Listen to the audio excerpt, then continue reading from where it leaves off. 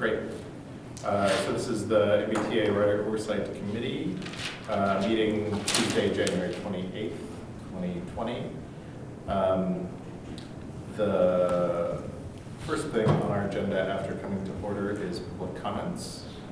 Wanted to see, yes, Barry, would you like to comment? Hi, Barry Steinberg. I just have a bit of local information from Quincy. The T wants to move the Quincy bus garage to near Quincy Adams Station. There's a Lowe's department store that's closed, but they still are renting the area for another 10 years. So the T is interested in somehow taking that site. The local city councilor is going to have a meeting about that tomorrow night. Thanks, Barry. Barry, do you have any comment on your own? What do you think of this plan? Basically, I have no comment. Oh, okay.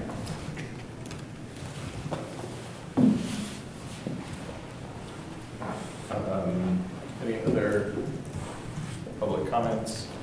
Actually wanted to mention one thing, partly while we're waiting for Jim Alisi, related to public comments.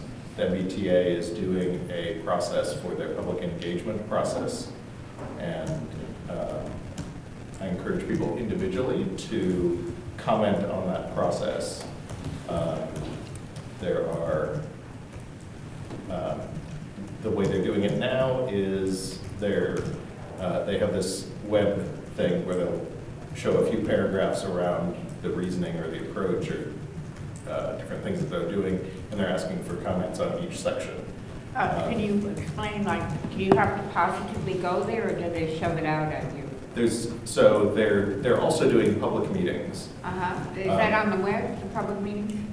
It's on the MBTA's website about this public process. Okay, and then with the list of the meetings too? Yes. Okay. There's one here, there's one in north of the city, I forget which town, one Yeah. west of the city, and one, I believe, in Quincy. When is this going to start? Do you remember? The process has started now, they're taking online comments now. Oh, okay. And those meetings, I believe the first one is in a couple of weeks in the boardroom. So it's soon. Yeah. So how come we didn't know, or I didn't know about it? Well, that's what Yeah, that's why I wanted to bring it up. right. Is they're talking about ways to get people involved. I'm particularly interested in the ways of getting people who have been underrepresented into getting Right. those riders or potential riders' points of view incorporated into the. You know, they used to put things on the buses, put signs up, you know, that's history. I don't know how some of they it- advertise it. Yes, it's very uneven. Good. All right. So that's all I wanted to say about that. Good, thank you. And Thank you. especially for Jim Alisi, thank you so much for being You're welcome. Thank you. with us here tonight. Wanted to go quickly around to introduce ourselves. My name is Carl Seglem. I'm one of the co-chairs here, Boston resident, and my particular interest is in better bus service. Andrew Clark, I'm with CTBS. Craig Laskowski, public member of The Rock, and I live in Milton. Brian Landry, public member of The Rock, and I live in Boston. Karen Webster, Jamaica Plain, and even though I didn't bring it up here, I'm on the Arborway Restoration Trolley Committee for years and years and years. Stefan Wunsch, co-chair of this rock, and I live in Lynn. I'm Ilza Griever. I'm the new legislative affairs intern at MassDOT, and I'll be taking minutes for y'all for the next 6 months. Thank you. Welcome. I'm sorry. Wake St. March Somerville rep. I'm Leonard Diggins, Public Beverage Washington, along with Brian, co-chair of the Capital Investment Finance Subcommittee. Also on the Rock is now on the Regional Transportation Advisory Council, and so I'm now chair of that committee, and our council also sit on the Boston MPO, representing our tax, representing us. So thanks so much for coming Sure. to speak with us tonight. I don't know if you want me to stand and talk, or You don't have to. Don't- Whatever's comfortable for Would you you. rather sit in the center? whatever you think. Like you said, Whatever works for you. Like, we're very informal, Yeah. whatever you prefer. I guess I'm used to doing this. yeah, sure. This may be more comfortable. Well, when you used to come here, the configuration was It was very different. It was that way, and so you were sitting at the head. You know. I was sitting at the head. I don't sit at the head of the table anymore. Was Davey GM when you were here? Or? No, Dan Grabowskis was GM. Okay, all right. So, by the way, so how many, this is a subset of a larger group, or this is the group, or? I This have is lost- it. Was that? This is it. This Yeah, is it, okay. We have a number of open seats, and part of what we're considering is whether we should kick off another membership Yeah. drive in effect. It might be timely with the governance. Exactly. We've had about 8 to 10 open seats, depending on how you count, maybe Yeah. for about 6 months. We used to have equal representation from the advocacy groups, but when they were told that they were legally representatives of the T and not their parent groups like Sierra Club or CLF, or they all, It creates, yeah. Right, Yeah. right. So, all right, so I guess I was asked to talk about governance, and I think, I wrote a few notes. So I think that this is, like, and I've said this publicly, like, it's the sleeper issue. Everyone's focused on money, which is good, they should be. But the governance discussion, which I hope we're gonna have before a bill gets passed, is probably more important, because as important as it is to have the money, it's even more important to have the right board who knows how to invest the money. And so, it's not an issue that the public is going to get excited about, right? It's just that they'll get excited about money, but when you talk about governance, people, and it's not a criticism, it is what it is. So people like us have to really pay, I think, closer attention to it. So the governor's filed a proposal, or is filing a proposal. Senator Boncory has a bill. Those are the only two specific proposals I'm aware of that are now in front of the legislature. I want to go back in time a little bit. So I was publicly skeptical, strongly skeptical of the creation of a fiscal management control board, because I was afraid that it was just going to be another, we have a crisis, we'll appoint another board, it'll be another bureaucracy. And I have since said publicly, I was wrong. Now, why was I wrong? The governor, to his credit, I think appointed really, really, really good people to that board. Now, this is always the case, that any board, any governor, any appointing authority, it's a game of chance that that person will appoint really, really good people. And in this case, the governor, I thought, really hit mostly a home run. Now, full disclosure, I know the chairman of the board very well. We grew up together in East Boston, so I can be accused of being partial, but I think he's a terrific person who has really led the board in the right direction. I haven't agreed with everything that they've done. I haven't agreed with the fare increase, for example, or this inordinate focus on operating budget, which has blown up now after the safety report. But I'll say this board has brought us to the point where we hope to see regional rail implemented, and their phase 1 initiative is a good way to begin. On the bus side, same thing, both on the electric bus and then just generally bus improvement. I give them high marks. And I give them high marks for having the guts to commission that safety report and to make it public. That's important stuff. So now, I say all that because I have been calling for the legislature and the governor to continue this board with these people until the end of the calendar year, until December 31st. I say that for a couple of reasons, and I think it's important. Number one, if there was one of the key critiques and takeaways from the safety review panel was the detrimental impact of the revolving door of PET. The last thing you want to do 6 months after that report is have another revolving door with the new board.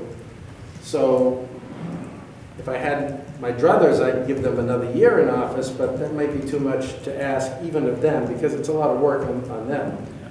But I think having a little bit of a longer transition is what's called for, both to fulfill some of the implementation needs that will come out of the safety report, but also to guide Regional Rail Phase 1, which they started late last year, and Better Bus, right? And a bunch of other initiatives. So, part one. Part two, I would then have the new board appointed, say, by late October at the latest. And then I'd have those new board members, some of them, by the way, maybe they'll reappoint one or two of the, I keep hearing politically they may do one, maybe two. But still, a relatively new board, and have them basically intersect with the outgoing FMCB in November and December as a way to really get people so that they can hit the ground running in January. So it makes sense to me both as a matter of continuity at a time when that critical report got issued in December, where you've got big initiatives like Regional Rail Phase 1 and Better Bus and AFC 2, and then also to give a new board a chance to be appointed early enough that they can learn, basically, and ask questions and see how this board behaves. So I think part one is, from my perspective, continue this board through December 31st, appoint the new board no later than the end of October, no later than that, earlier would be fine, with the expectation that there'll be that interaction. I think that's in everybody's interest. So then, what will the new board look like? And I've given it a lot of thought. So back in 2014, and you can Google it, it's online, you can download the report if you haven't read it already. In 2014, the report was written by the Eno Foundation and Transit Center. So both very highly regarded think tanks. And the report, I forget the name of the report, but the report was about governance. It was on this topic of transit governance. And did it matter? Did transit governance have an appreciable, measurable impact on performance? And they looked at about a dozen, I think, systems around the country. They looked at MBTA, they looked at New York, Atlanta, Chicago, Muni, I forget the entire list, but it was a nationwide survey. And their conclusion was that governance did matter, right? That the way you structure the governing board had a specific and direct impact, for better or worse, on outcomes. Their critique, mild critique, of the T was that it didn't have sufficient municipal role on the governing board, that it lacked that. And as you may know, like, so in CTA, that's a city thing. Muni, they elect people regionally, so they're all different. Ours has been historically the governor appoints. And their criticism was, you know, the governor's the governor of the state. The T is basically a Metro Boston thing. You know, it has an outsized influence because 75% of the population is Metro Boston. But still, it lacked that municipal role. Now that was 2014, so that's pre-meltdown of winter 2015, that's pre-FMCB. But I think it's a worthy report to go back to and read for what it teaches about the importance of governance generally, and specifically what they had to say about the T. And again, you can, if you go onto Eno or Transit Center, Google it, it's easy to find the report and to download it if you're interested. So I concur with the critique about the need to have municipal role on the board. Now, I don't think the advisory committee, frankly, is enough. I don't think it's, I think it certainly can continue to exist, but I think you need to have people who are actually in the room, in the meetings, voting. So my proposal is as follows, that there be a 7-person board, that the governor appoint 4 people. I think, I'm agnostic about it, but not really. I think one of those 4 should be the Secretary of Transportation. If I were still Secretary, I'd want to be on the board. I think she's on the board of Massport. That's the way that's structured. It works. So I think the governor gets 4, and one of the 4 is the secretary. And then I think the other 3 are municipal seats. And I would give Boston a permanent seat. I'd give Boston a permanent seat because it has, the T has an outsized influence on Boston, and in reverse, Boston has an outsized influence on the T. It's just, that's the host of North Station, of South Station. It's the host of the terminus of the termini of the major subway. I mean, it is what it is. And then I would have 2 other municipal seats that would rotate on 3-year terms. One would be selected from the municipalities themselves, from what MAPC calls the inner core communities, basically the original legacy system, which is basically the subway network, right, and the key bus.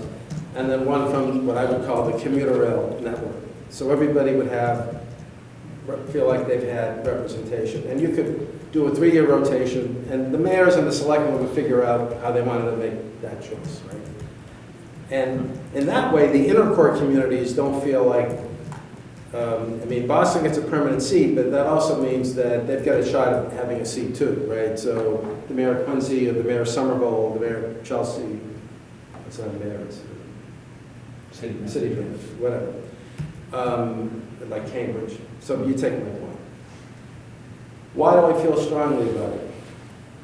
We're moving into an era, we are in this era, where we're asking cities and towns to do more, particularly on bus. Dedicated lanes, traffic signal priority, bus rapid transit, better bus, complete streets, how the public realm looks when you're putting bus routes. The municipalities have to do most of that. They have to cooperate with most of that. But they actually have to spend money and do it, right? Parking for commuter rail, same thing for the commuter rail. So I see municipalities having a larger role in making the transit system work better in a time when people are much more focused on things like BRT, dedicated lanes, et cetera. And I think it's, what you see happening in Everett and Boston, Arlington, Cambridge a little bit, I think, and Curtis Holmes done this in Somerville, I think it's going to just explode exponentially, right? There has been no rollout of a dedicated lane, to my knowledge, that has had any negative pushback. It's all been embraced. People like it. I think that's the direction we're moving. I disagree. I think that, remember bus 28 along? The 28, I do remember it well. So that was pushed back. It was, but that was 11 years ago. Okay. That was because we didn't have any time to we were using stimulus money. We had to spend it right away. We had no time to socialize that idea with the community.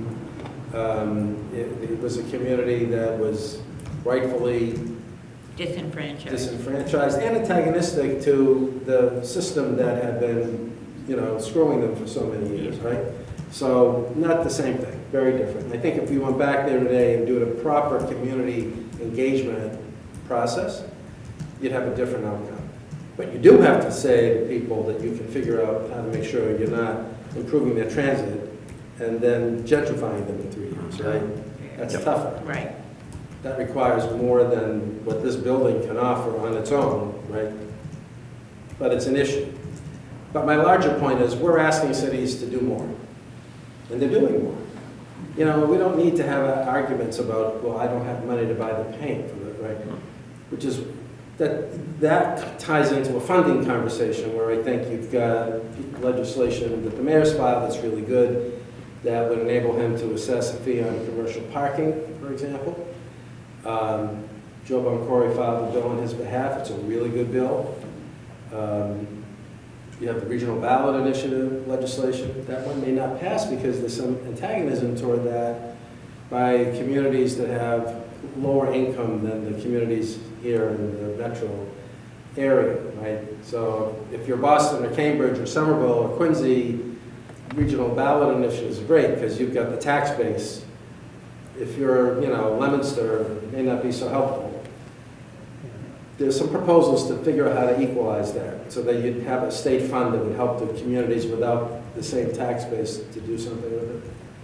But I've talked to mayors, Mayor Beverly, Salem, Lynn, they're just dying to get that power. So is Walsh, because keep in mind, he had to get a measly $5 million more dollars a year. He had the initiative a year or so ago to raise the fines on scofflaws, double parking and the parking meters, right? Just to get $5 million bucks. This is nuts, So hopefully between more ride-hailing fees and either regional ballot initiative or parking fees, the cities will actually have more money to put into this stuff and work and collaborate with the T to make it happen. So longer point is we are moving, and on the commuter rail side, there's a lot. I was on the advisory committee for Rail Vision. Big issue is not enough parking, right? We're trying to get people to ship mode. You got to get them there, so you're either going to have to figure out first and last mile solutions, which the municipalities may want to offer or participate in, or you got to give them more parking. In any event, the municipality, again, plays a role. So we're asking them to play a role. They should be at the table. The other reason why I think they should be at the table is they do balance out gubernatorial appointees. Now, the governor will have a majority on that board, which he should. $1 billion from the sales tax is nothing to sneeze at. So the governor should have a say. But the municipal point of, I still think mayors, selectmen, city managers, they're closest to the pulse of the people. Governors get voted in too, but if you're a mayor, you have to know who lives on, Jones Street between Brooks and Marion and understand why they're pissed off about the bus, the way, right? The mayors get that in a granular way. They'll bring a perspective to that board that would be unique, important, and would, I think, help guide the outcomes in a way that would be really good. And I think the T would benefit from it, right? Because the municipalities are going to have insights just because of what they bring to the table that the T isn't going to have. If you look at what's going on in Everett. Why shouldn't municipalities be able to bring their needs, their expertise? Mayors, if municipalities know anything, they know about labor relations. They do that all the time. They know about public works. So they get these things. They understand the practical side of things. Not that the T doesn't, but it just brings that perspective and opens it up a little bit. And I think it makes it a little bit more democratic, small d, and a little bit more sort of responsive to people. So that's my view on where we should be. I also think the legislation, which neither Boncory's bill nor the governor's proposal was talked about, it needs to say explicitly, in my opinion, that some of the things that we like a lot about the current FMCB are baked into law. Live streaming meetings, having a minimum amount of meetings a month. It's probably not weekly, but it's probably every other week. The kinds of things that people have come, I go online and I see 100, 200 people sometimes who are live streaming. That's democracy and transparency in action. I think you need to bake it in because there's no guarantee that a new board is going to follow the lead of this board. And I worry about it. And if it's not this next board, it'll be the following board. These things have a tendency to perpetuate sometimes not good approaches to the work they do. So I would say building in the legislation, those requirements of transparency is really good. So my to wrap up, the way I'm thinking about this and what I'm hoping people will think about and talk about and advocate for is keep the FMCB in place till the end of the year. Appoint a new board at least by the end of October, so that with the specific direction that they interact. So it's a seamless handoff. By the way, it also, the new board starting January then would be basically engaging the new budgetary process up front. It's the right, it just seems to me the right chronology, right? 7-person board, 4 gubernatorial appointees, one of those could be the secretary. Again, I'm not, that's, to me, I hear pro and con on it. If I were secretary, I'd want to be on the board. The secretary's on the Massport board, to me, that's the model. That board functions quite well. Whether you like what Massport does or not, they function very well. And 3 municipal appointees, Boston with a permanent seat, an intercore seat, a commuter rail seat, 3-year rotation. That's what I'm advocating for, that's what I think makes sense. But even if there are details to be worked out, I'm hoping that what I'm saying will spark discussion, right? Because I don't think that going back to the status quo ante before the FMCB makes any sense. And I do think that you want to, and the transparency stuff I talked about, obviously. I think you want a structure that responds to that Eno Transit Center report that gives the municipalities a greater stake in the decision making. I think everybody benefits from that, including the T and the governor, because now it becomes more of a shared responsibility. That's not a bad thing. Not a bad thing at all. And so anyway, that's my view. I'm glad you asked me to talk about it. Happy to discuss it with you. Yeah. So first, two things. First, I'm disappointed.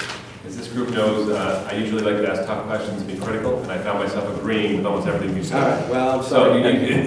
you've taken all my fire and thunder away. I'll try to say something controversial. Thank you. I really think it's a lovely proposal. Before you even mentioned it, the way I thought about it is that of the public side of it, kind of like the UN Security Council. There's a reason why you have the U.S. As a permanent member. As a permanent member. Whether you like it or not, it just makes sense in the world we live in to have the U.S. as a permanent member, to have that same model where Boston is the permanent member and to rotate through. And I completely agree, having just the experience with this group about how, Stefan, for example, I call him Captain Commuter Rail because he always likes to talk about commuter rail issues, and Karen likes to talk about the bus because she rides the bus, and I ride the trolley down the hill, so I like to talk about the trolley. So it makes, love your proposal. Second thing I want to do, what I wanted to get your opinion on was, I feel like with the FFCB, coincidentally or not, and I don't think it's a coincidence, the role of the GM changed. Mm-hmm. That you used to have a GM you had a stronger GM role, and now we have a weaker GM role. Put it a different way, I think the GM used to be involved in both day-to-day operations and strategy, and we, to a certain degree, have outsourced the strategy work to the FMCB, and the GM role has become more of a keep the trains running day-to-day role.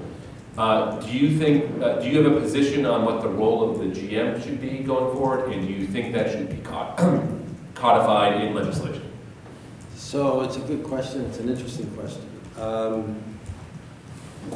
I think part of the, how do I put this?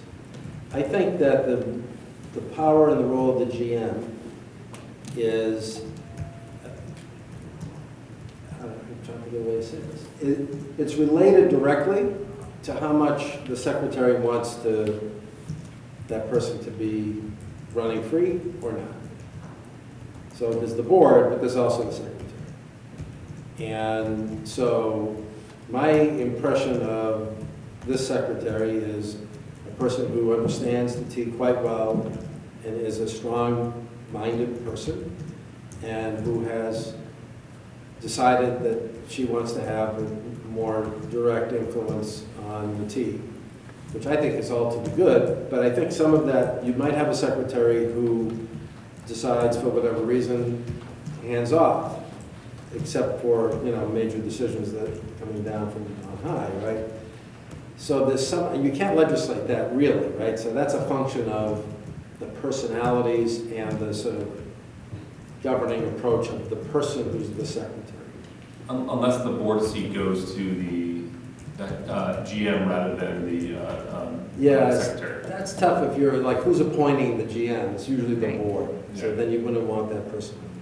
Yeah. So, so I think some of it is that dynamic, some of that is sort of the personalities, right? So Pavtak has got a very different personality than Glavskis did, for example, to use two extremes.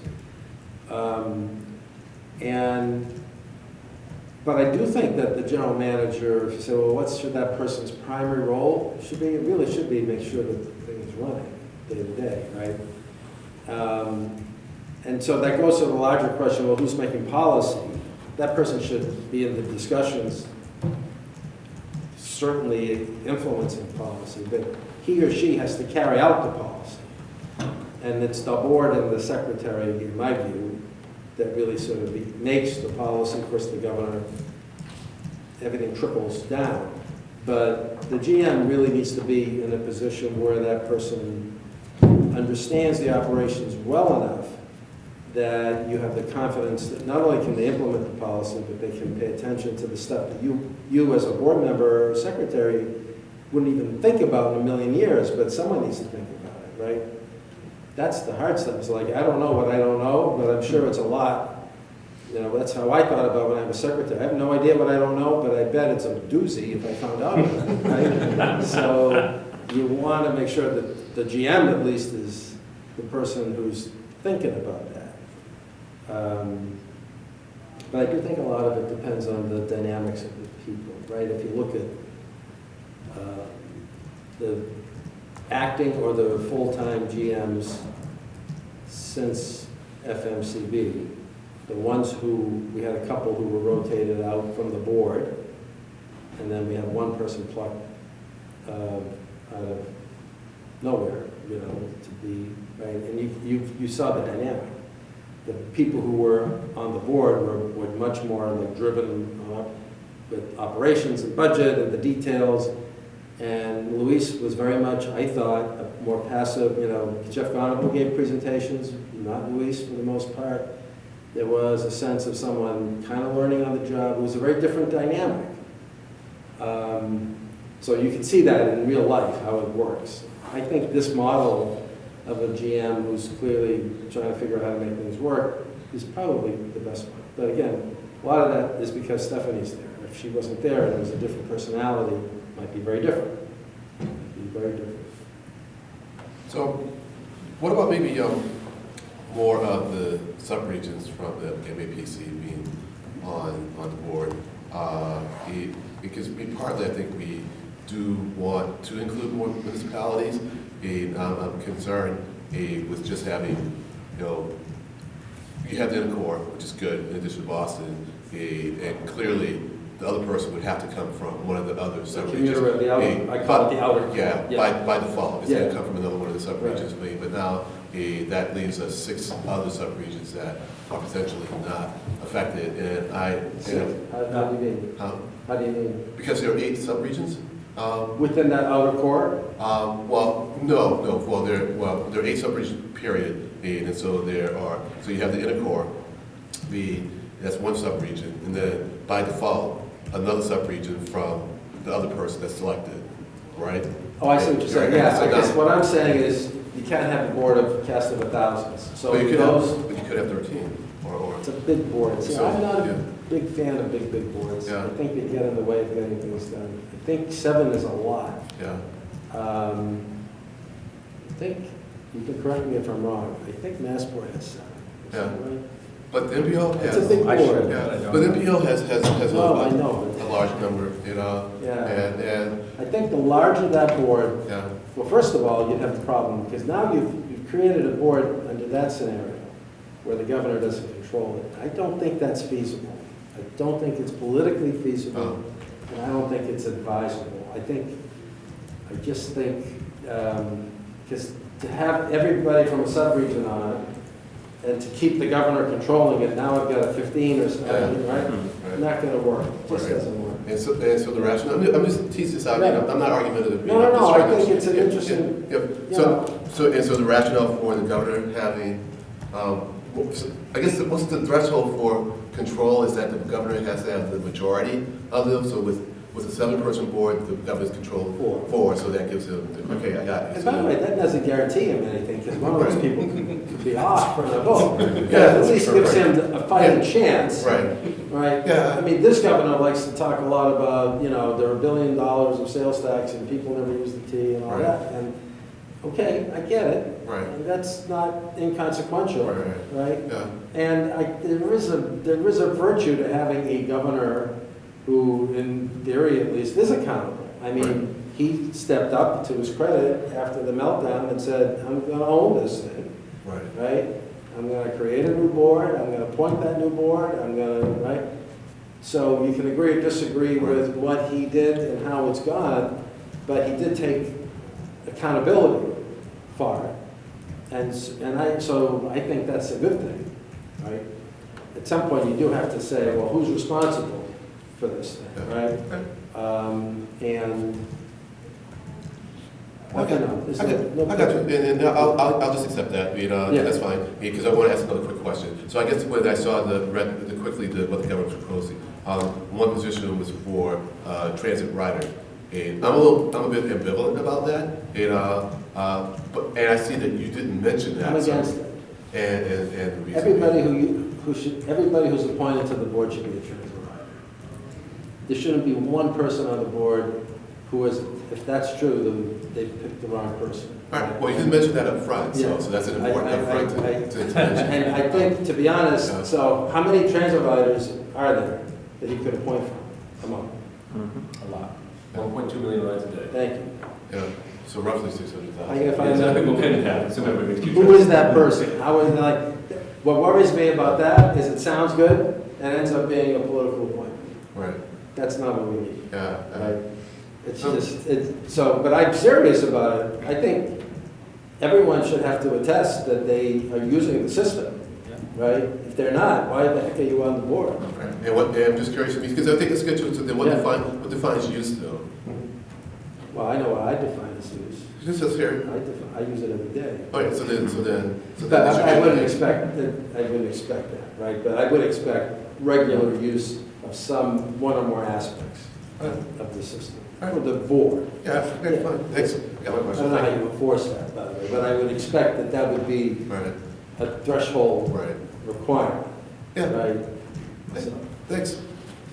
You talked a little at the beginning, the success of the current board is due to the people who are volunteers at the moment. Volunteers, and I think really, even though I don't agree with all of them all the time, I think, to me, it's sort of hard to say they're not high-quality appointments. Do you have an opinion on going forward if the board should be paid or unpaid? It's tough. I think these boards, this board has done a lot of work. And so, in theory, I could have made an argument that they should have been paid something. It just gets tricky.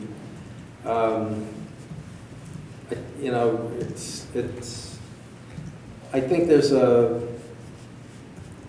I don't know about, you can correct me, I don't know of another board in the transportation arena where they pay board members, right? So, I think people take these jobs as a public service, and they, the trade-off between I have power versus I'm getting paid is something that most people are willing to take, right? From where you sit today, are you confident the process will result in a favorable outcome from where the legislature is, the governor is? No, I mean- Are you optimistic? It doesn't sound like. I'm not, I Very mean, well I'm here in part because I'm never confident, so I talk to as many people as I can. It's like the whole revenue discussion. The Globe has a story today about what the House is doing to generate support for some kind of revenue plan. And I look at the number they threw out, 700 million, it's like, no, we need like 50 billion, like 700 million. If someone gave me the check for that, I'd be very happy. I probably would retire and occasionally see you guys, but mostly be in warmer weather, right? But 700 million in the context of our transportation needs is not enough. So I read that stuff and I get pessimistic, but I just had this conversation with somebody in a different context today about pessimism. I always say I'm a big pessimist, which I am. But that's good because I'm very rarely disappointed. And when good things happen, it's all upset. So I'm just as not, the way I'm not optimistic about how the revenue discussion is going to conclude, because it will not be anywhere near what we all want it to be. It just won't be. I'm not optimistic about how the governance will conclude, just because, you know, I think, I don't think legislators give it the kind of, just like I said at the beginning, the public is not going to get into that. It's just not a discussion they're going to get into. Legislators are not going to get into it. They see governance and like, yeah, governance, you know, it's like, it's a big deal. They're all going to be focused on the sexy stuff, which is also important, which is the money conversation. And that's my fear. And so the governance conversation will have just a handful of people really interested enough in it to want to influence it. You know, the mayor is certainly interested in it. I believe mayors would be interested in it. But how much they can influence the outcome is another question. And that worries me. So that's why I'm trying to write about it, do podcasts about it, speak to people about it, get people thinking that about it in a way that is, that at least get some legislators and leadership thinking, you know, that's important too, and I need to pay some attention to it. Have you submitted this in writing to the governor and Stephanie? And I have also, not, but I'll probably write an article about it for Commonwealth Magazine. well, what about an op-ed piece in the Boston Globe while it's still in print I form? could do that too, if they let me. They're a Why tough wouldn't they sell. let you? I don't know, the Globe, you know. And the Herald also, the Herald actually has occasionally a This, positive articles. there's a, what's the, a busted watch is right twice a day. But I'll be doing stuff, just me at Transit Matters, me personally. We have a podcast and But you got a podcast, Smartcast. You got to get Smartcast, such I know. old people that yes. read the paper. No, and I'll be talking to people, you know, legislators that I see with them. I do advocate for this. But get it in writing. Yeah, I take your point. I'll do that. Yes. I feel like to a certain degree, the elephant in the room is our committee here. And I'm really interested to know if you see the future governance of the agency, FMCB, et cetera, requiring a transformation or a realignment of this committee, or I think keep it would- status quo? I think it would be a benefit if you all were included in the thinking and included in a bill. Because how many times have you seen the FMCB here? Well, I'll answer that. I mean, well, we invited Monica Tibbetts Yeah. early on, and she came, and they would have come more. And we invited them more. We also had Joseph A.L. And he was here, and was very gracious to me, and indicated that he would come back more. And I mean, were they going to be around more, and it certainly encouraged us to communicate with them more. We spent a fair amount of time trying to get Stephanie Pollock back. She came early on, and not ironically, she said, people like me should attend these meetings, and invite me, and we pounded on that one to no avail. Because it used to be, that the Secretary of Transportation would come quarterly, along with the I GM. think I came a bunch of times. Yeah, you did. Oh, yeah. You did, and Rich Davey came quarterly too. It was only when we had Beverly Scott would come regularly too. Yeah. And once we had the big snow thing, they pretty much transitioned to the FMCB. It was at that point, and we had interim GMs, meaning that we kind of lost. And then with Lewis, we couldn't get him. My question or challenge to you all is, what do you bring to the table that differentiates you in a materially important way from what Chris Dempsey at T for Mass brings to the table, or what Jared at Transit Matters brings to the table, or what Stacy at Livable Streets brings to the table. I'm not saying that pejoratively. Yeah, right. I'm saying from a perception of the T, the governor's office, the FMCB, the legislature, the media, whatever. Right. I think if I were you all, I'd be thinking about that question. So what do we do? What do we offer?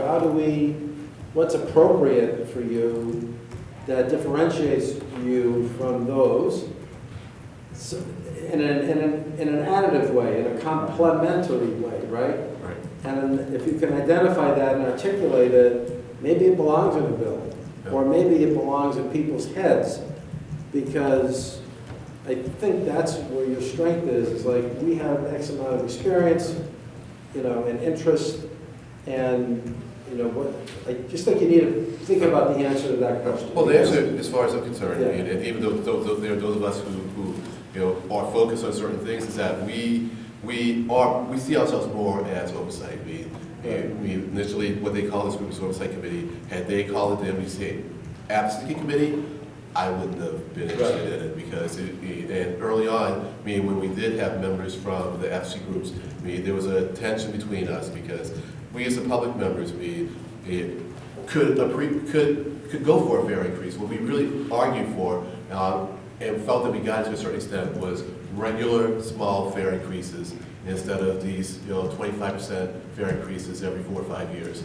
My point, though, is that there were groups that could not go for that because they were advocacy groups. Right. So we see ourselves more as an oversight that are kind of to a certain extent impartial to the issues, and try to take everything into account as opposed to having a set position.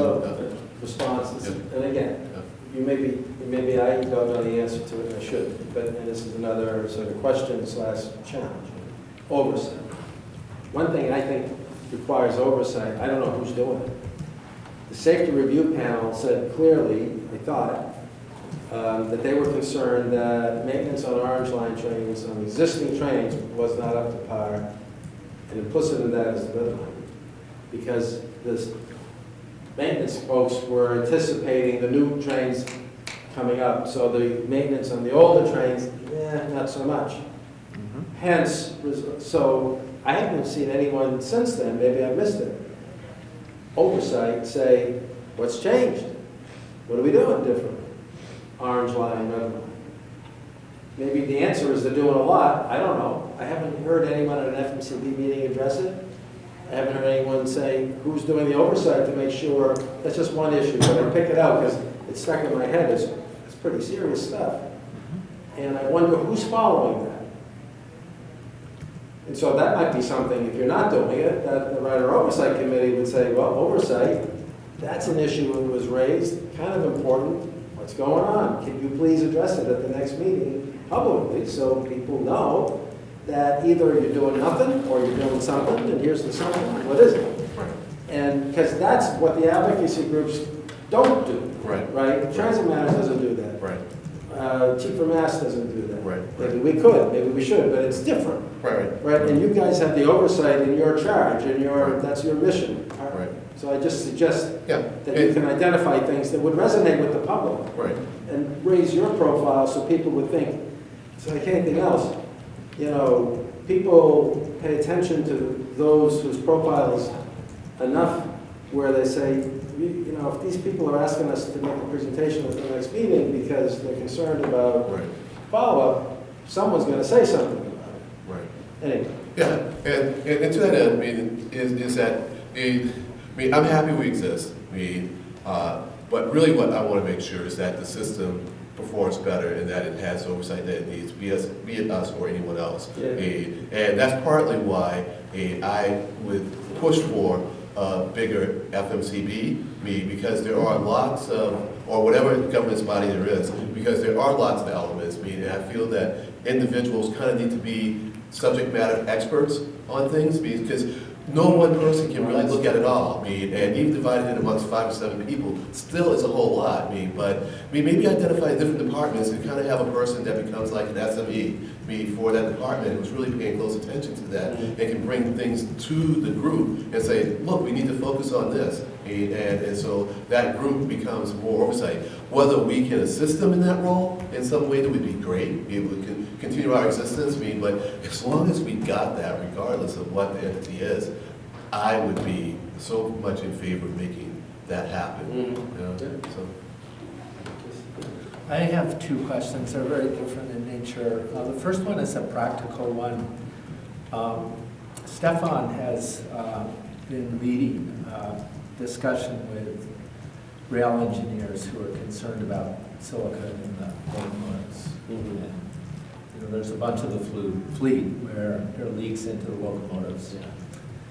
And I know enough about environmental health science to think this is actually pretty serious. And so, given that, and I've talked with DPH, and DPH doesn't have in-house talent in science, hard science. They just don't.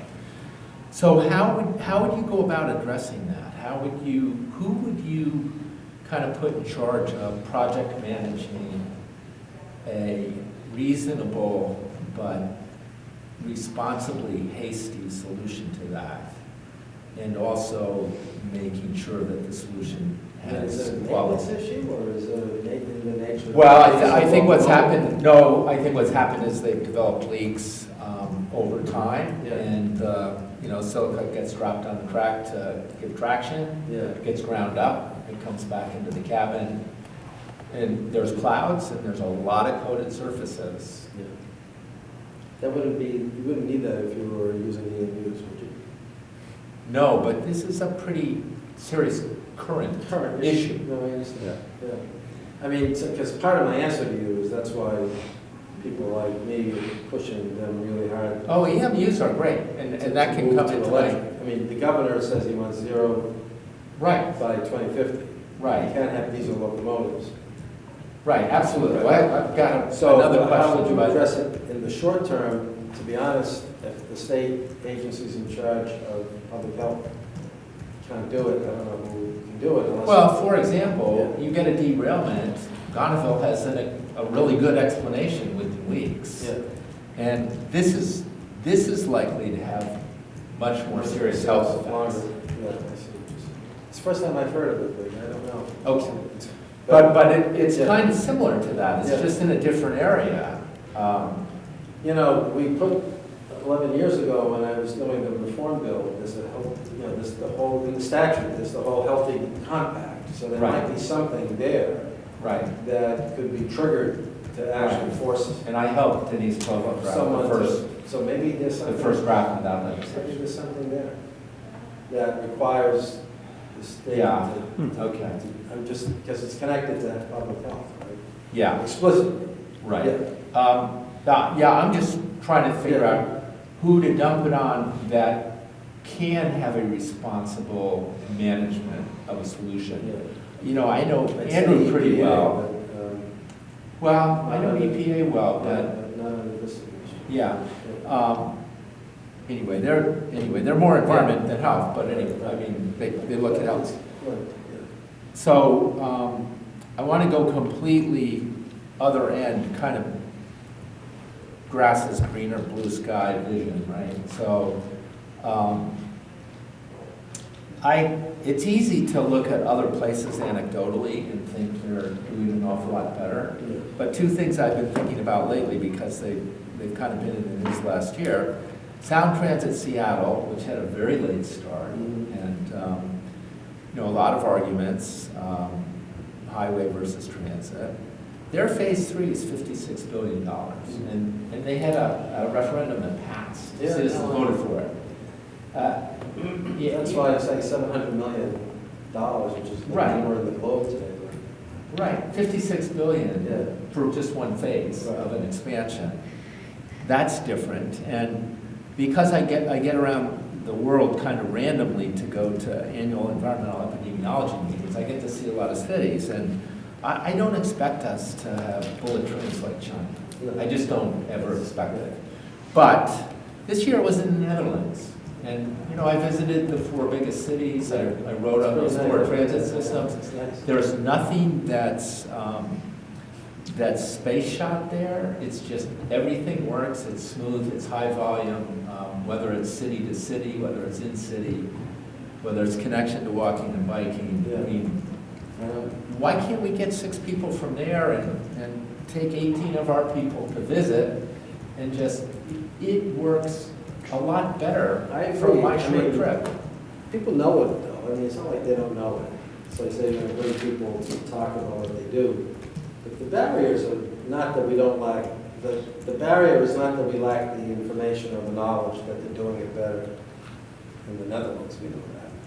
The barrier is, the legislature thinks $700 million is enough. The barrier is, you know, the governor says 0 by 2050, and the T, you know, I like Rob, he's a good friend, but the presentation on regional rail this week was anemic. I mean, Yeah, well, it's been anemic for a decade. right, We just but can't. to me, that's like, what is that a sign of? Is that a sign that you're waiting for the board to just expire in June, and then you're gonna go back and, what does that mean? That you're not even responsive to what the board has asked you to do? What does it mean that the governor says, if he wants 0 by 50, that means you have to accelerate, not just electric bus, but you have to eliminate diesel locomotives.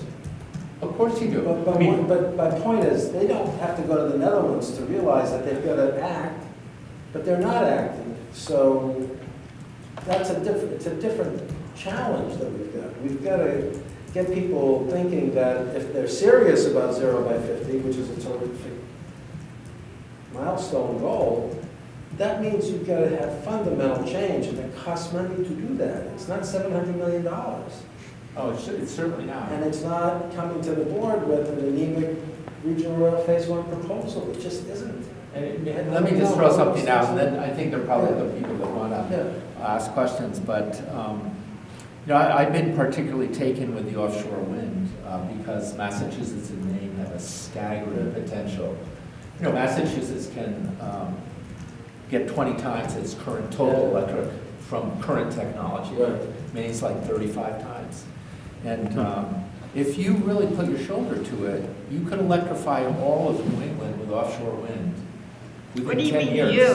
Who's you? You, he means you. Me. Well, but it could be done. It would The be whole, done. all of You know, what, there are constituencies that hate that stuff. I mean, I take your point, but that's politics. Scotland's 100% renewable energy. Denmark is a third. It's a We're different having an country. argument now among advocates who are generally aligned in their thinking about whether there should be a temporary intrusion into the Charles River during the reconstruction of Ralston. And you're going to put windmills in. I'm just saying, the reality is we can't even get like-minded advocacy groups on the same page to figure out how to do a sustainable mobility project in Alston because we're worried about Right. temporary, and you're talking about permanent windmills that are going to drive, there will be some cohort of people who are like-minded about sustainability who will not like that. So it's a big lift, it's a big political lift. These things don't come easy. Right, and just let me conclude But by I saying, think renewables is partly the solution. And I keep hearing people say, you know, the governor's 0 by 50, but can the grid handle it? And I say, I don't know, I thought we were a first world nation. The grid should be able to handle it. sure, well, we can The get, dirty little secret, though, is the grid may not be able to handle it because they're not interested, like you are, or I am, in renewables, right? The utility, the way you get to 0 to 50, you have to do a lot of things with one another.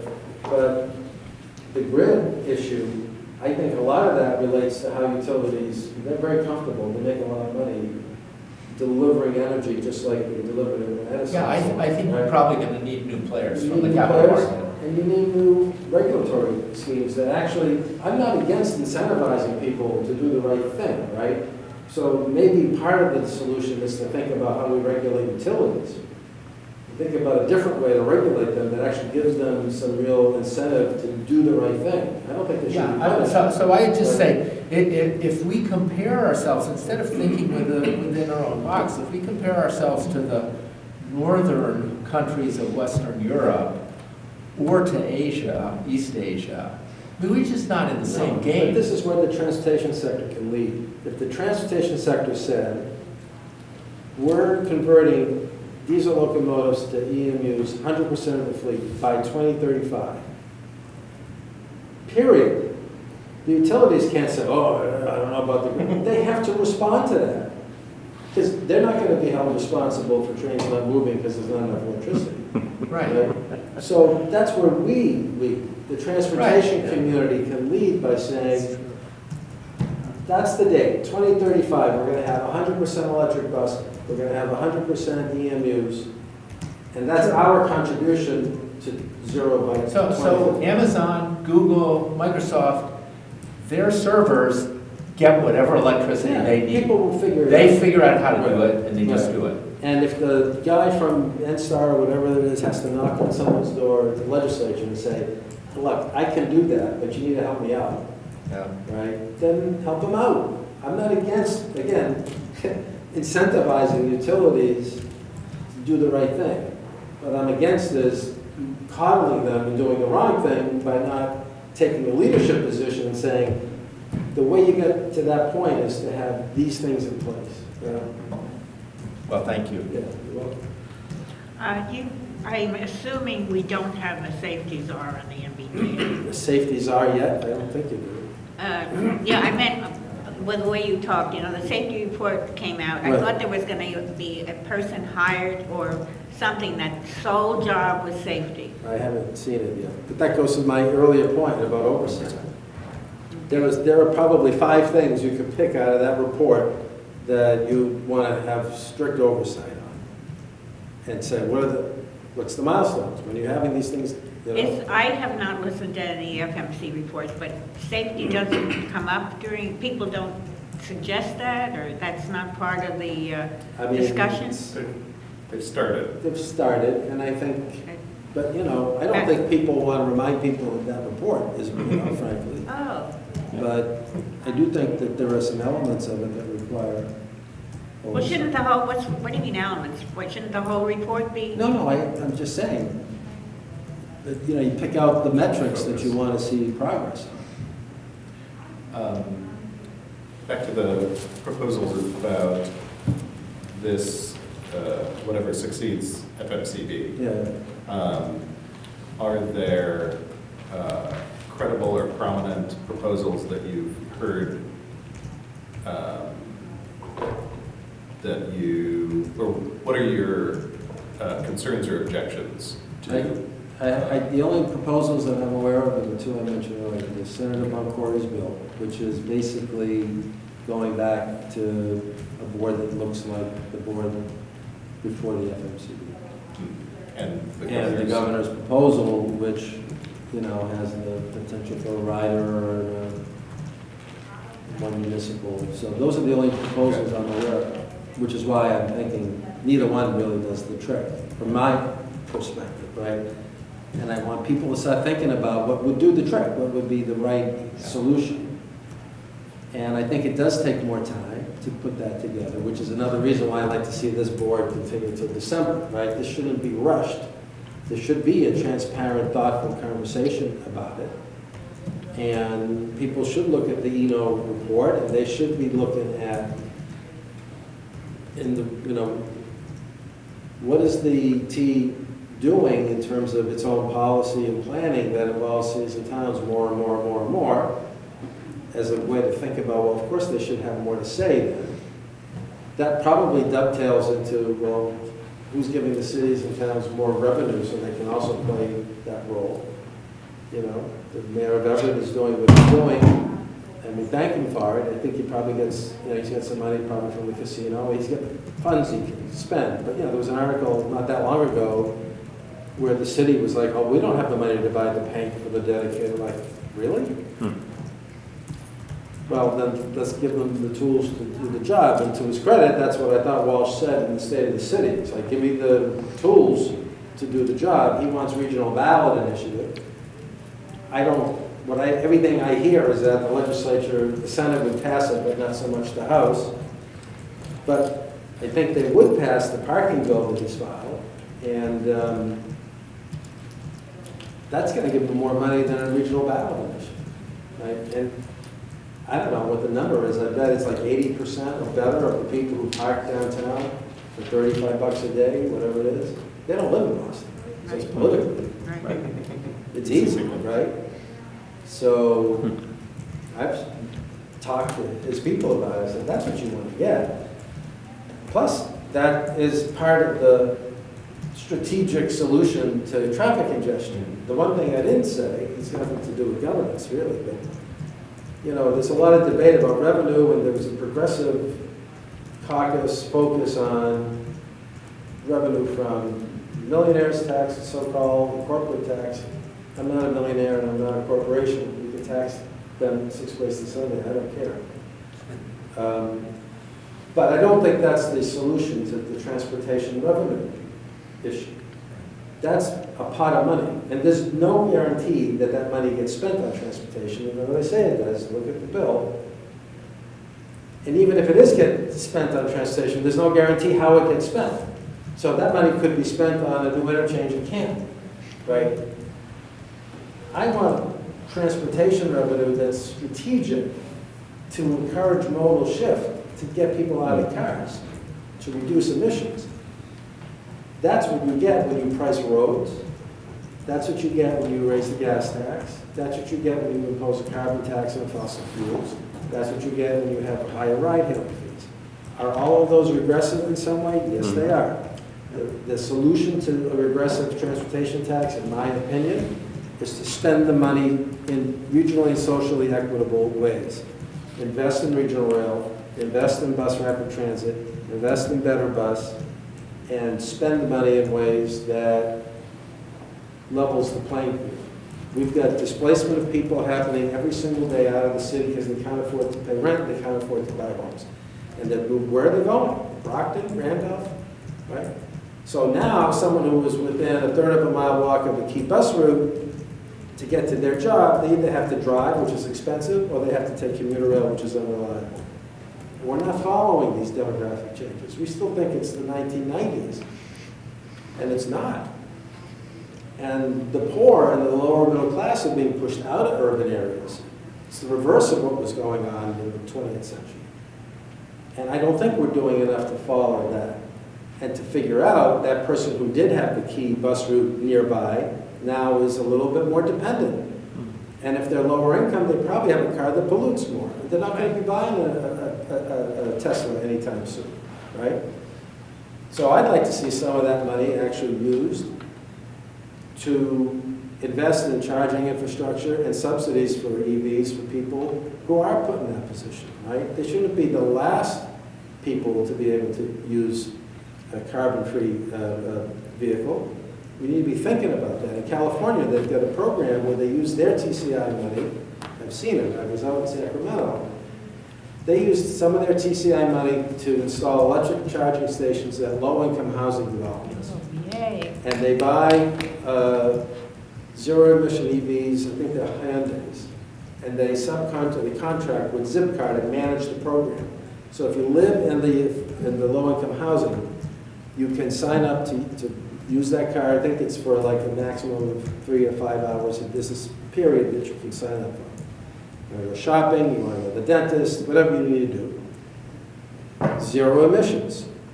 So they're giving people real access to something that on their own they wouldn't be able to afford. And it's just, there's nothing bad. The story is like, that's what you should be doing. So we could be doing, I was talking to someone today who's in a position that he could be helpful.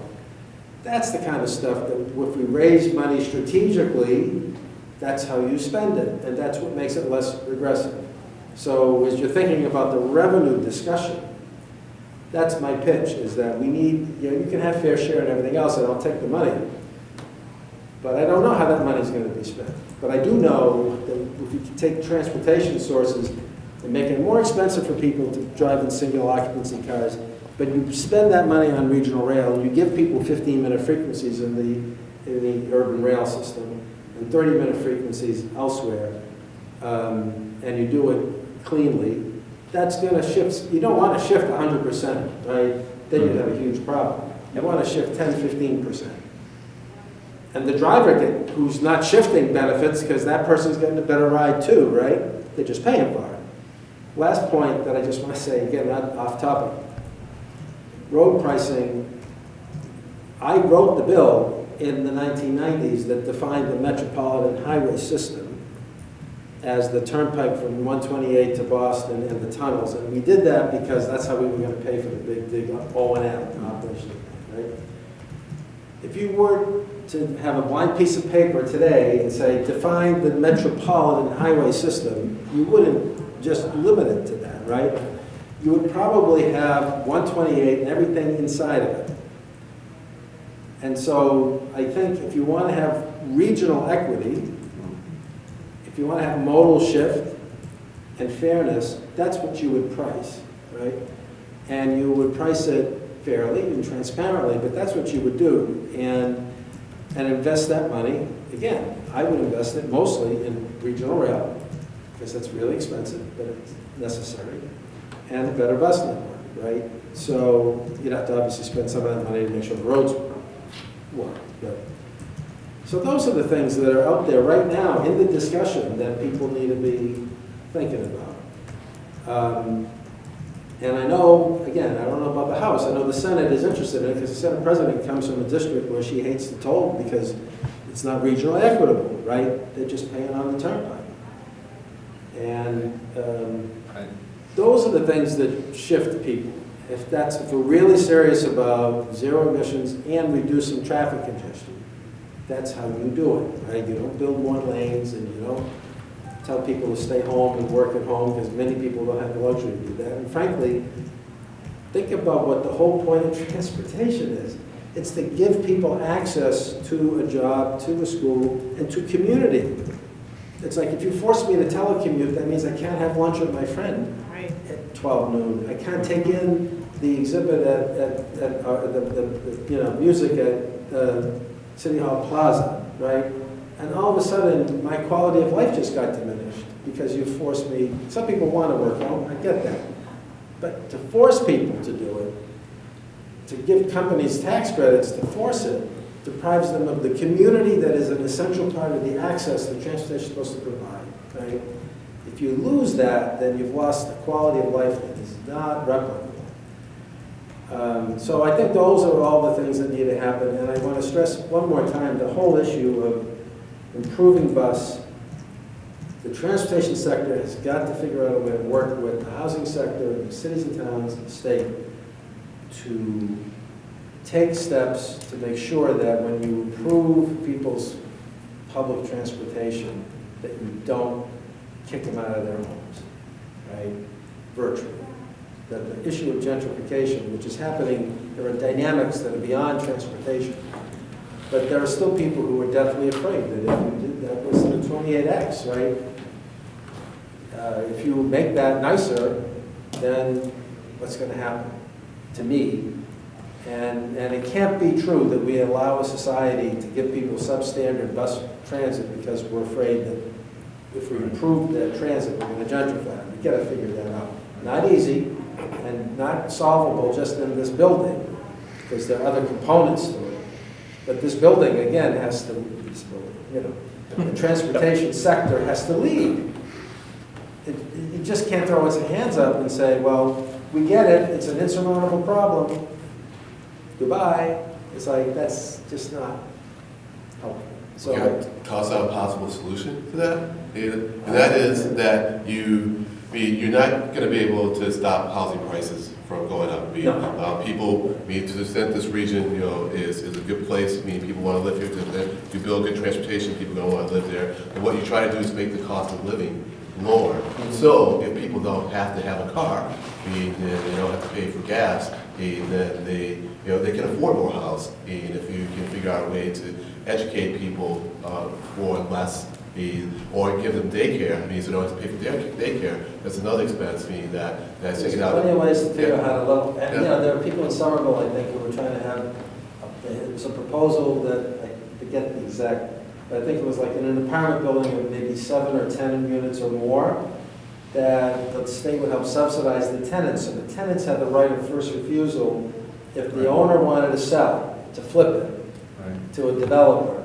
The tenants got the right, through the subsidy program, to buy them out, right of first refusal, so they could keep their homes, right? So there are lots of ways to figure out how to empower people, right, to stay in the home that they've chosen and not to be displaced because of the forces of better.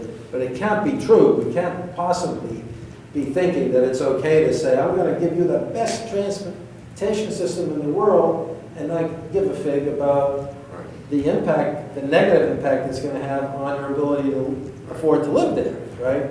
That makes no sense. I wanted to honor your time.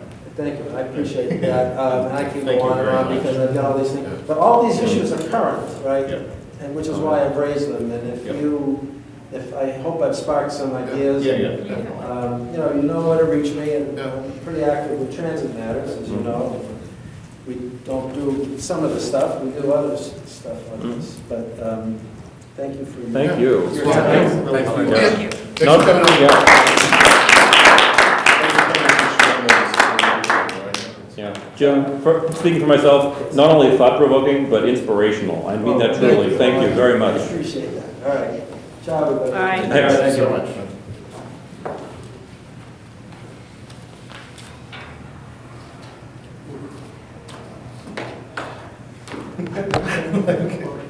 That actually came out, the spark to try to get him. Yeah.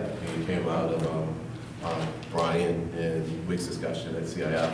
And so was initially going to target him for February, but since we had a vacancy to avoid this meeting, I put it out there. And I think because the governor had made his proposal the day before I contacted him.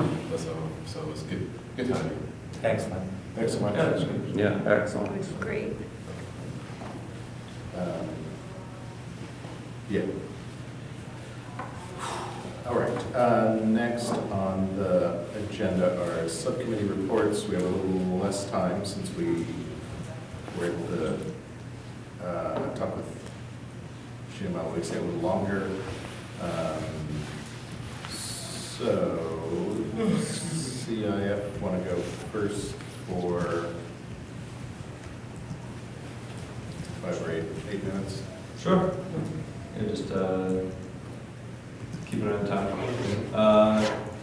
So we met last Tuesday, we did good Tuesdays now. We had another great guest, a recurring guest actually, Brendan Fogarty from the MBTA. Brendan heads up the, I forget what you mentioned his official, but he mentioned something, a title or not, but he does head up the corporate pass program. He also heads up the university engagement as well. He gave us a bit of an update on the PERC program. He did mention they have made some decent amount of contact with corporations in the city. What they are finding is that a lot of companies are engaged directly with third-party providers for transit services, so that's kind of like your ADP, your WageWorks, things like that, which is good because those companies are already engaged in providing pre-tax transit benefits to their employees, but at the same time, they are not directly engaged with the T, and there's a little bit of a step removal from the communication and the customer service the T can provide to the employers and the employees if they are enrolled directly with the PERC program. One of the other things that Brendan talked about that they're looking at and actually rolled out, a silent rollout, is a pay-per-use program that they are deploying, I guess is the going about it. So this is a little bit different than, and we think of the discount that universities currently provide. So I think it's like 11% or so that a student can go in and get a pass for the semester.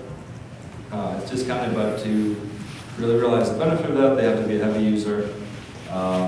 So that's a very limited population for students that would be able to take advantage. So what the T is kind of thinking about, is there a way we can make an arrangement with these universities where universities are just charged for the actual usage by the pass holders throughout the year. And that seems to be a little bit of a pivot in where they're going with this. They haven't really fully marketed it yet, but perhaps in the future they'll kind of continue down that path.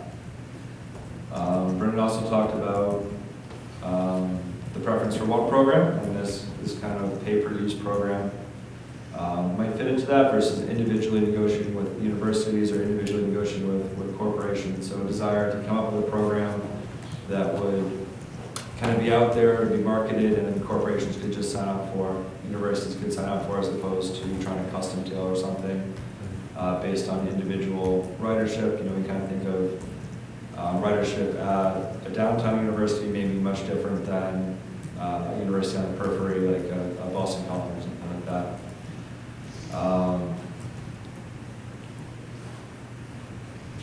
That was my summary of the Brendan discussion. I know we kind of talked after in terms of what we were thinking of the university pass discussion, corporate pass discussion. I don't think there was too much we're thinking of taking as far as actions go or pushing for. I think it's a positive step, but something kind of in the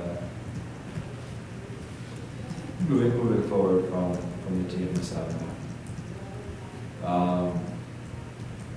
One thing that I'll kind of mention that we didn't necessarily talk about at the meeting, but to just come out of the blue, I saw a bit of a discussion about an ordinance for a pre-tax tax benefit requirements that did come up last time Brendan had come to discuss with us. I know that's something he's very supportive of.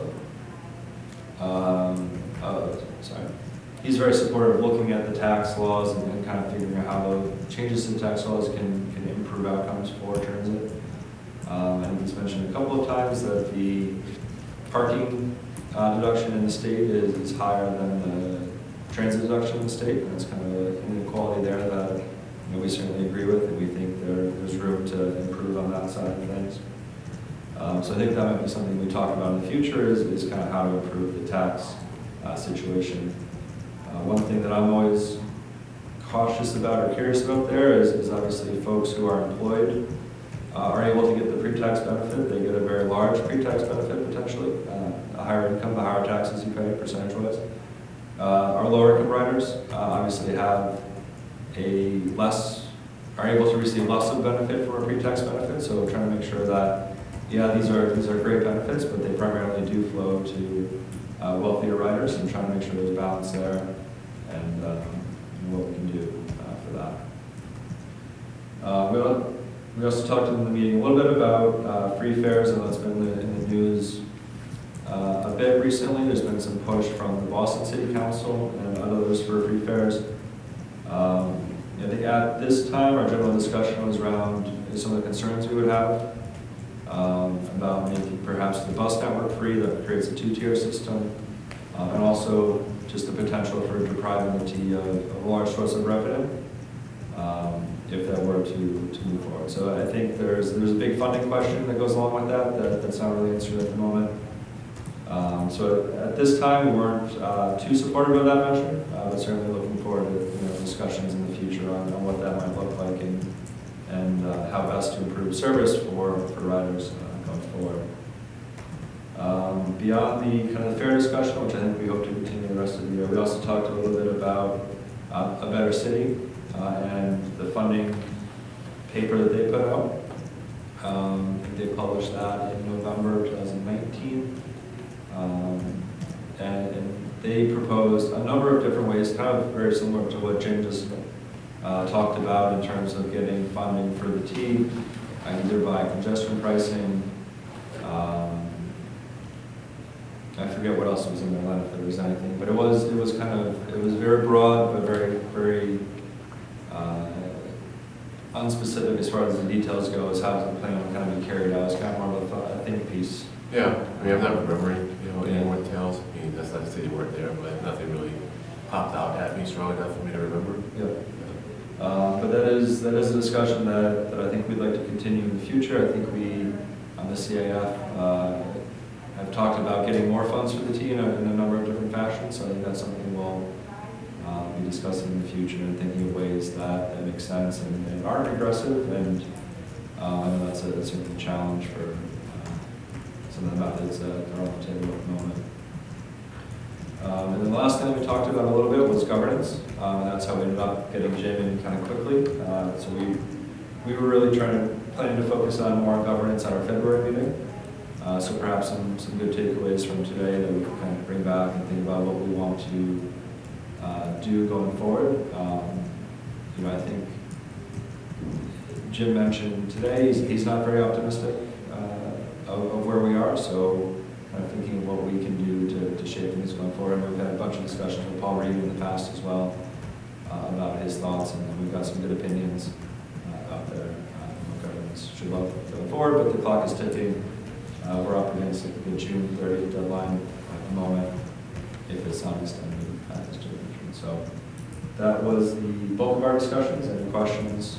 Glenn, anything you'd like to add? No, except that we will try and keep an eye on what's going on with hearings, because I think once we hear of a hearing on the governor's bill, we'll probably want to make a statement, if not testify in front of the committee, then at least put in a letter out there. And so, I'm hoping that we can come up with something as a group.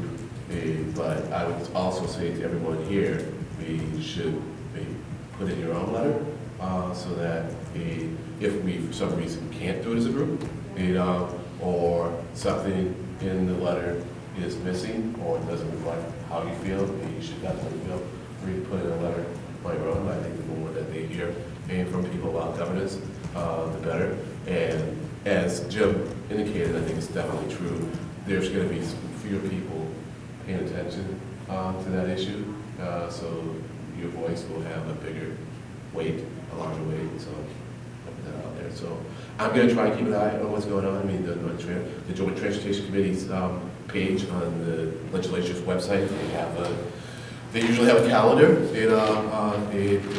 and so sometimes I just forget to check because it's not updated daily, and then I'll go a week, and then I'll see, there's a hearing coming up in a day or two, and I can't do it for whatever reason. So I encourage everyone else to do that too, so that hopefully as a group we stay on top of it.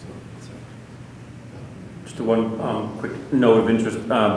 Pete Capano, who's a state rep from West Lynn, Saugus, etc., expressed interest in learning more about our organization, about this committee, and I've already sent off to his staff a lot of information. Representative Capano is on the Transportation Committee, so that might be an interesting, yes, but that might be a good way of bridging the gap to Transportation Committee if we don't already have particular legislators in mind. Great. Thank you. Thanks so much for that. Next, Marketing Communications Operations Subcommittee report. Yep. I tend to be a fire hose with information, so you don't have to go nuts on this. We talked a lot about the background of transportation management associations, transportation network companies, a lot of the issues that go into municipalities and how they can and cannot participate in RTAs. A lot of nuts and bolts that I won't hash through, but Jonathan Belcher, as always, is just an incredible source of information, not only about the current state of affairs, but where we came from to get to the situation, particularly in this particular case with this meeting, the context of RTAs and how that came about. I think I'll just have to publish these notes because I took a lot of details. The 60 bus purchase option, I found surprising that the additional fleet purchase that the MBTA is making was actually an option on a contract with a Virginia transit agency that they weren't pursuing.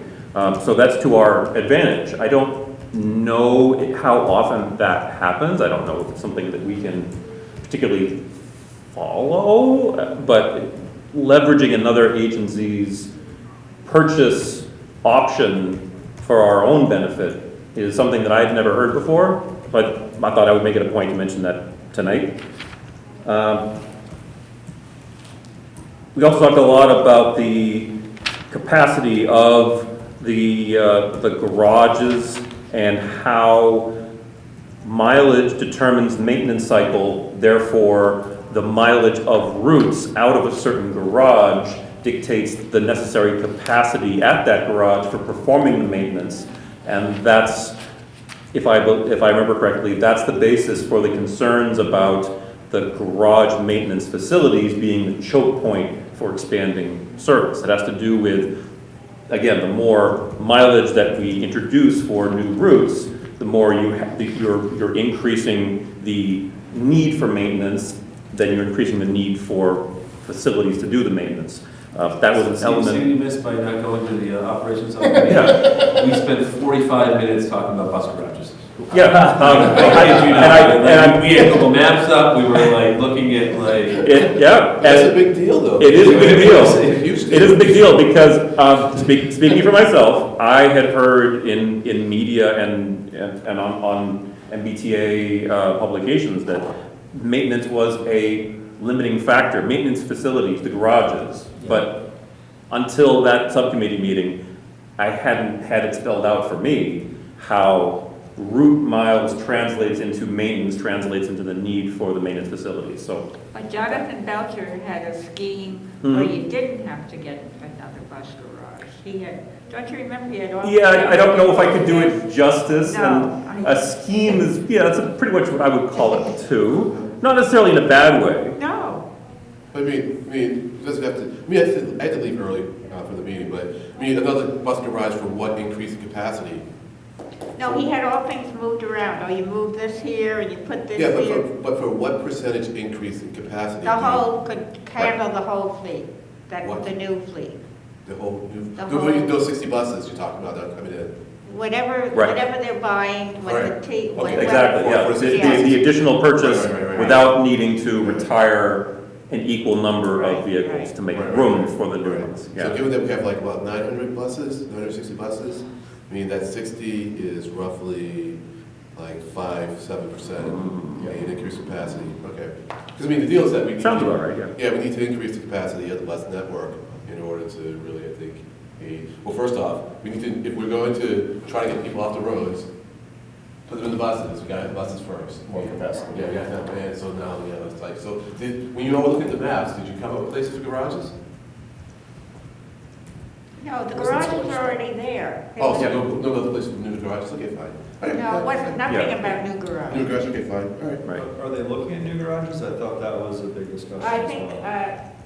what the T is thinking of, and of course, this is the workers are privatizing, Mhm.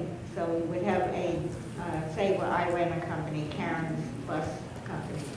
They Is that could, what you like? they could put, I could run the buses, I could take care of them, they could garage buses in my backyard, and Right. he wouldn't have to do anything. And I believe that was the gist of why Senator Crichton, which I called out in the email, I'm not sure if you guys saw it. Senator Crichton, who's my state senator, spoke at the FMCB meeting yesterday against privatization of bus service. And I Right. believe that was specific to what we're talking about here, perhaps privatizing in order to be able to work around that garage capacity issue. The one spot we did talk about, building a new bus garage is the current Quincy garage. It dates back 100 years. It was originally. That's what Barry commented It on. was originally a trolley garage. One proposal is to possibly move it to where there's a Lowe's right now. Yep. I'll wrap up this subcommittee report by talking about one last thing, which was how I don't know if this came out of speculation just from Jonathan, but there was sort of an interesting twist on the Green Line expansion, where if the Union Square branch of the Green Line extension was able to open first, then it opens up a huge number of possible options that we don't have right now for operations involving shuttling and other alternatives during track maintenance, because we've got that major new hook into Union Square. For the green line. Exactly, yeah. So I don't know if, and I haven't had a chance to look, but I think it's a very interesting question that's worth asking someone who knows what's the time frame for the two green line branches opening, because again, if we can get Union Square up and running first, there seems to be some notable operational advantages in doing so What I would to benefit think- the rest of the network. What I think would be better is open but don't open. Open, don't let any passenger use it. Just get the green line. That's actually what yes, that was what he was saying. Oh, like- Oh, not open for revenue service, but Right. open so that you'd be Right. able to run the trains Right. out there. Right. To be able, yes, that was, that, Yeah, yeah. I don't, anyway. think You both- we you both- remembered exactly. I don't, I I'm didn't not remember. understanding what Maybe you're I did saying. remember it. I don't understand what you're saying. Essentially, it was talking about how there would be a benefit to combined green line operations, even if the trains were not in service past the, New Leachmere. I was gonna say the new Leachmere, but the new Leachmere isn't on the, I forget, I'll have to look into it a little bit more. If you could finish the thought, just finish the thought, please. There was, Jonathan suggested there would be an operational advantage to having the trains be able to go out that segment, even if it was not. Was it the capacity issue? Was it getting? Train storage, right? Right, yeah. Tray storage and also, Also testing. yeah, well, given what time it is, I'll wrap up, but I'll get more, Basically, I'll gather more If the information. green line Yeah. stations aren't available yet, because that construction piece isn't done, he says still run trains through the line. You'd have to dump all the passengers at Leachmere or wherever the terminus is. But there's an advantage to open it. When they opened the red line extension, was that it? There was some extension they did last time. There's precedent for running essentially empty trains or ghost trains Yes. over an extension for a period of times to burn in the schedule and to test the tracks and things like that. Yeah, well, yeah, that's what, I mean, they did that, and I fell asleep once, on the Vista Harbor station stopped, and it was like going out the airline. Yeah, it was the L-Wife extension. Oh, wow. When they did L-Wife, there was an Okay. advantage to, yeah. All right, got it, thank you. Thank you for guys. supporting me on that one. Okay, I'll wrap up in the interest of time, because I've got 6:43 now. We're close. Oh, that's it. Yep. Oh, and more to come on the Leachmere Viaduct replacement. That just was announced publicly at the FMCB yesterday. I haven't had a chance to really digest it, so more at the next operations. We'll review that. It's not replacing, right? It's Rehab of Rehab. the concrete parts, replacement of all of the exposed steel parts. More than I thought. North of there. Yeah. Basically, anything that's steel above the ground with no concrete Yeah. is going. And that's it. It's more than I thought. I thought it was just the last bit where it goes down to Leachmere was going. But again, more of the subcommittee. What are they gonna replace it with? I think it's going to More be, steel. yeah, I think it'll be much like what's going up in the BET area. Okay, Yeah, just tubular concrete with a, I see. like a T shape, basically. That's kind of a quaint roof Yeah. on bike and walking. Anyway. So is that presentation up?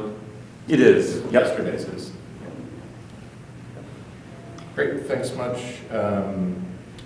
Next on the agenda is approval of minutes. I don't believe we have any new minutes to approve. Right.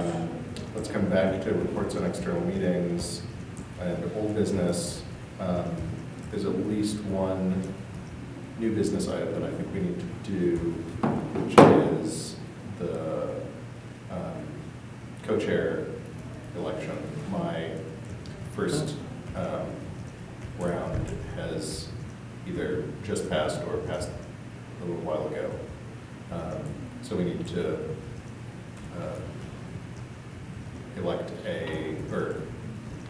elect co-chair. I'm willing you're absolutely right. It is a 6-month term, and technically we should have done it last month. Yeah, Yeah. so I nominate Carl and Stefan for a second term, second 6-month term. I believe I can second the motion that involves me, right? No, So you I can't. I can't? I'll Oh. second. No? I'm happy to second. All right, we have a motion and a second. Lisa would know, right? He can't do that, right, Lisa? Yep, sorry. Ilza. Elsa, I'm sorry, Elsa, sorry. Ilza. Ilsa? Ilza. Elsa, okay, sorry. That's right, he can't, right? He cannot. I can't second a motion if it involves me. Yeah, no. Okay, cool. I didn't know We that. need someone else to appoint you. I didn't know that. Maybe we should not then. Don't take the example of our current president. I have a copy of Robert's Rules at home if it matters. Does that count for anything? Not if you No. don't read it. Well, it's been seconded. You carry on. So, all in favor and opposed or abstaining, so It's unanimous. it's taken All right, thank you. yes, another 6 months. Yep. Any other new business we need to deal with? I don't have the additional 2 points in front of me that I emailed out, but I know that one of them was a quick update on the silica dust in MBTA locomotive cabs. I had a conversation with Ryan Caholan, who is the Director of Railroad Operations for the MBTA, meaning he's the MBTA head of commuter rail, who, not as opposed to anybody working for Keolis.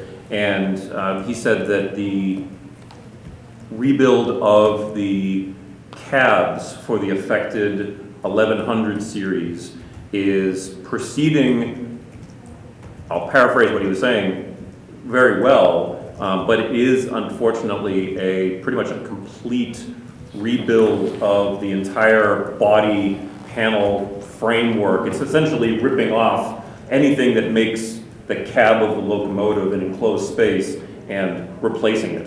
And because these locomotives were acquired over a couple different periods and they were overhauled at different times, there's not a lot of uniformity in the parts. So he said that they're, in effect, they are custom crafting the metalwork for each one. And because of that, he expected that it's not going to be done anytime soon, but he thought that it would be by the end of this calendar year 2020 that all of the, is it 24 in the fleet? Something like that, yeah. It's a little bit more than 20 locomotives of this particular type vintage, which have the dust infiltration issue to varying degrees.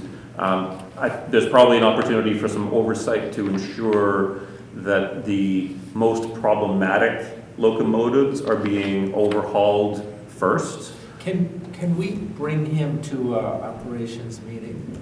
I was actually going to invite him to a public meeting maybe in March or April, but we can certainly do it sooner rather than later at the subcommittee.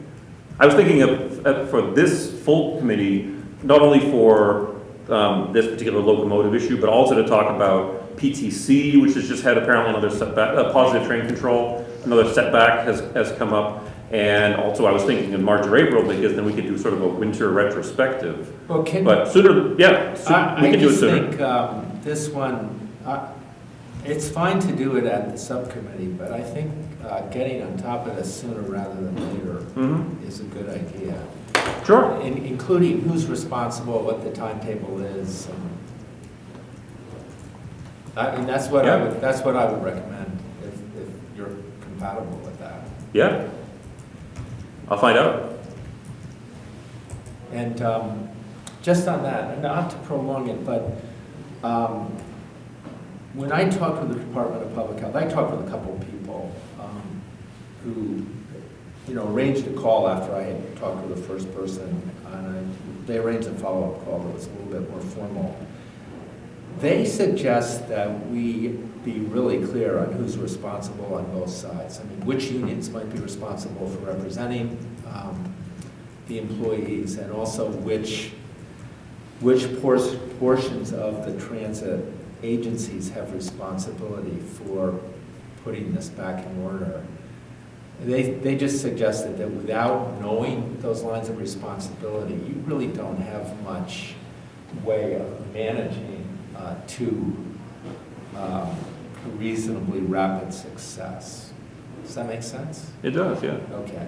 So, I mean, I'm happy to take little bits of this offline to the extent that's the most practical thing to do, and we're not violating any public meeting, but I just think we need to view this as something that needs to be managed, not unlike a derailment. I mean, somebody needs to lay it out quickly and with assigned responsibility and timeline. I wonder if we can ask the FMCB for what they see as their role in oversight in lieu of a safety officer, given that the safety report was delivered to the FMCB. And was this included in that? No, I think the safety report was entirely about derailment. So all I would say, I don't. I mean, we need to wrap up, I think, the time of the Yeah, meeting, but, Yeah. I mean, all I say is, we need to find the most practical, rapid course to solution, Yep. and not kind of poke around like we're not sure which way we're going. So I don't care what that track to solution is, but we need to find one. We can be pragmatic about it if it's offered up to us, but this isn't a treasure hunt. We need somebody to take responsibility for getting to the end of this in a timely manner, in my opinion. Point taken. Stefan, quick question, hopefully it's quick. We talked about the dust, the impact of the employees. Is there a risk to riders that we need to be concerned about? There's been no identified risk to riders because it's entirely up in the front of the locomotive where the issue is, and the sand that is normally deposited at the level of the wheels and rails is, even at going at speed, it's dissipating well before it would ever get anywhere near air intakes, and I know the air intakes are filtered. I mean, I don't think the air intakes in commuter rail coaches are filtered to the extent that it would prevent bringing in particles if the train went through a cloud. But But So it's a very direct application of the sand. there is really obvious leakage into the locomotives and not into the cabin, not into the Yeah. riders' Good. cabins. Thank you. So why not just bring Keolis and talk to us about it? I'm sorry, say again? Why not just bring Keolis and talk to us about it at one of these meetings or a subcommittee meeting? We could? I mean, isn't that like where the Yeah. buck stops? Yeah, actually, If that- that's yeah, where it is, that's where it Yeah, I would is. imagine that's where the buck stops. Yeah, come to think of it, yeah, it is more applicable to Keolis themselves than Ryan, who's the railroad operations for MBTA. So I was Yeah. just reaching out to Linda. Yeah, And if this is, it seems like people feel that this is a urgent, pressing, and very important Yep. thing, say that we want to meet with her as soon as possible, next month, operations meeting, to talk Yeah. about this issue, and come up with a strategy for dealing with it in Yeah. a very timely manner. recommendation Very- taken. Very Yep. responsive to me, so if you want to reach out to her, fine, I'll reach out to her, I have very good interactions with her, so if you want me to, tell me to, but I won't do so until you tell me to. You were in contact with her for the last time that we visited them, so why don't you kick it off again, I'll do it. since you're asking? Sure. Just simply for continuity's sake, because you arranged the last. I will The do last it, time. if not tomorrow, tonight and tomorrow. Sure. I'm happy to, don't get me wrong. Oh, and before we move on to the public comment, just one last point about the PTC issue apparently is with the manufacturing problem on the transponders that are installed on the tracks to provide an element of the safety system. Apparently, there is every expectation that the manufacturer is going to cover the cost for the replacement and even for the labor to do so. But this does have every possibility of being a nightmare in the eyes, a nightmare in terms of PR or bad press for the project. I know it's not our job to be cheerleading for the MBTA or Keolis, but I think we have an opportunity to oversee the MBTA or Keolis getting out ahead of it before there's negative press. That's why I wanted to mention that today. All right. All right, I can wrap it up then. Yeah, we're at time. Any public comments? I have just, Yes. they're introducing a new card in New York City. My son emailed me, and I'll tell you about it when I find out more. It's called the OMNY Omni Card. And just if it has any bearing on our AFC 2 point whatever. That's very clever. Oh, I like that. That's cool. Any other public comments before we're done for tonight? Great. Have we signed in? Is there a? Did you get, or was our introductions enough? Or do you need a? Oh, fantastic. She's got the sheets. Great. We meant to borrow a pen though as well. I mean, we can put it, people can sign in and say, Yeah, whatever's practical. I'll bring it over. All right, I'll make a motion to adjourn. Second. Any objections? Well, Chair can't do that. Thanks very much. Good night. Thank All right, thank you all. People are voting with their feet. And thank you for watching, people online. We're going to stop the stream now. Thanks as usual, Stefan, for